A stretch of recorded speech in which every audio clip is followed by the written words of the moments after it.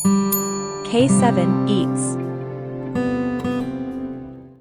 ඉස්ස ටිකක් අරගෙන හොඳින් සුද්ධ කරලා මේ ආකාරයට සෝද ගන්න.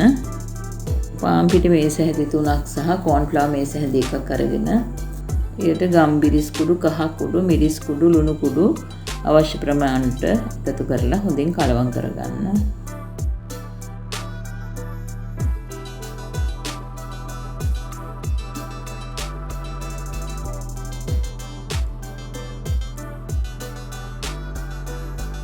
මේ පිටි මිශ්‍රණේ ඉස්සෝ හොඳින් දවට ගන්න.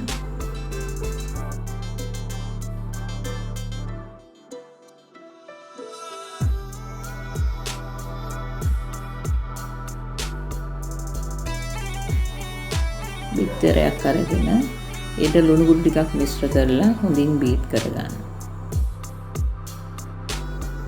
ඉස්සෝ ටික බිත්තර මිශ්‍රණයට දාලා පාන් කුඩු වල මේ ආකාරයට දවට ගන්න.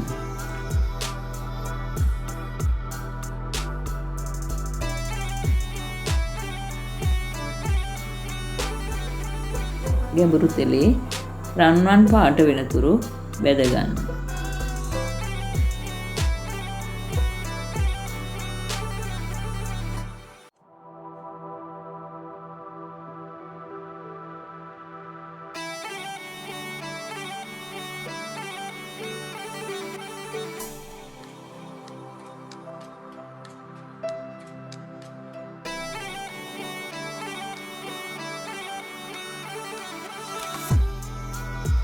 රන්වන් පාට වනතුරු බැදගත් ඉස්සෝ ටික දැන් තෙලෙන් බාගන්න.